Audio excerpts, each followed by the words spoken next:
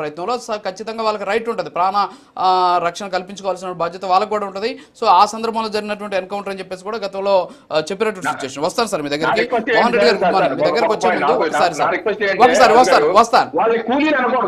కూలీలు అంటే మన కార్మికుల్ని అవమానించట్టు, మన రిక్షా కార్మికులు, ఆటో కార్మికుల్ని, మన భవన నిర్మాణ కార్మికుల్ని అవమానించట్టు. వాళ్ళ కూలీలు లేదు సార్, అంటే అక్కడికి వెళ్ళి అంటే లేదు అక్కడికి వెళ్ళి వాళ్ళలో ఖచ్చితంగా మనం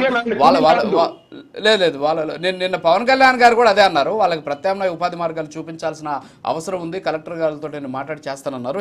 వస్తాను సార్ మీ దగ్గరికి. మోహన్ రెడ్డి గారు గుడ్ మార్నింగ్. మీ దగ్గరికి వచ్చే ముందు పవన్ కళ్యాణ్ గారు ఏం మాట్లాడారో ఒక్కసారి మనం విందాం. అదొక బయట ప్లే చేయండి ప్లీజ్.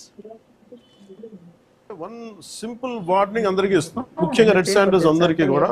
రెడ్ శాండర్స్ ని ఎవరైతే సపోర్ట్ చేస్తున్నారో, మీరు స్మగ్లర్స్ కావచ్చు, కొట్టేసే వాళ్ళు కావచ్చు, కింగ్ పిన్స్ కావచ్చు, it's a very firm warning to you all. Operation Kagar లాంటిది ఎక్స్ట్రీమ్ లెఫ్ట్ వింగ్ ఎక్స్ట్రీజంనే హ్యాండిల్ చేయగలిగినప్పుడు ఈ కంట్రీ, ఒక ఐడియాలజికల్ బేస్డ్ ఉన్న వాళ్లే కూర్చోబెట్టి కష్టమైపోతుంది లొంగిపోతున్నప్పుడు మిమ్మల్ని తాట తీసి కూర్చోబెట్టేస్తాం స్మగ్లర్లందరినీ. It's just a political will అంతే. మీరు కనుక ఇదే పనిగా చేస్తే 6 to 9 months ఆర్ 1 year అదే పని ఆపరేషన్ పెడతాం మీ అందరికి.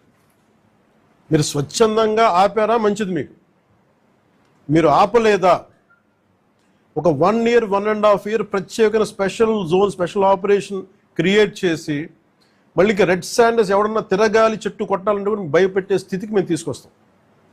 మేము బోల్డ్గా నరికేస్తాం, మమ్మల్ని ఎవరు ఆపరు, ఏం చేయరంటే. ఇది ఒక ఎన్డీఏ గవర్నమెంట్, గుర్తుపెట్టుకోండి. It's a tough government. One simple warning అందరికీ.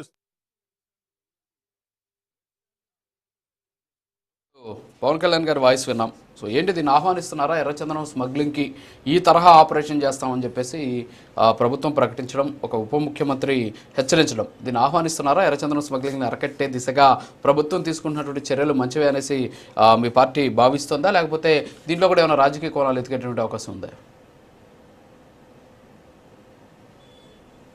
చూస్తున్న వీక్షకులకు అందరికీ హృదయపూర్వకంగా నమస్కారాలు తెలియజేసుకుంటూ, ఎవరు మంచి పని చేసినా మనస్ఫూర్తిగా అభినందించచ్చు. కానీ ఆ మంచి పని వాళ్ళ స్వార్థం కోసం, వాళ్ళ అవసరం కోసం, వాళ్ళ పబ్లిసిటీ కోసం, వాళ్ళు ఏదో ఎక్స్పోజ్ చేసుకోవడం కోసం చేస్తే అది మంచి పద్ధతి కాదు అని చెప్తున్నా. ఇప్పుడు మీరు ఒక డిప్యూటీ సీఎంగా వచ్చి అటు తిరగడము, అటవీ శాఖ మంత్రిగా మీరు తిరగడము చేయడము మంచిదే, బాగుంది, కాదనలే. కానీ అక్కడి నుండి ఏంది స్పెషల్ ప్లేట్ తీసుకున్నాడు ఏంది, గన్నవరంలో ఇడికి గన్నవరం నుండి వచ్చి రేణుగుంటకు రోజు వచ్చి ఆ తర్వాత నైట్ అంటే ఏమో తిరుపతిలో ఎక్కడ ఇల్లు ఏంటి ఉండవు అన్నట్టు, తర్వాత మళ్ళీ హైదరాబాద్ పోయి మళ్ళీ హైదరాబాద్ నుండి స్పెషల్ ప్లేట్ వేసుకొని వచ్చి మళ్ళీ తిరుపతిలో చేరుకొని తిరుపతిలో చేసుకొని రోజు కుంకేని రోజు గంధపు చెక్కలని రకరకాలుగా చెప్పి తిరుక్కుంటూ పోవడం అనేది, ఇదంతా ఏమైనా పని చేయాలనే ఉద్దేశంతో ఉందా, పబ్లిసిటీ చేసుకోవాలనే ఉద్దేశం ఉందా?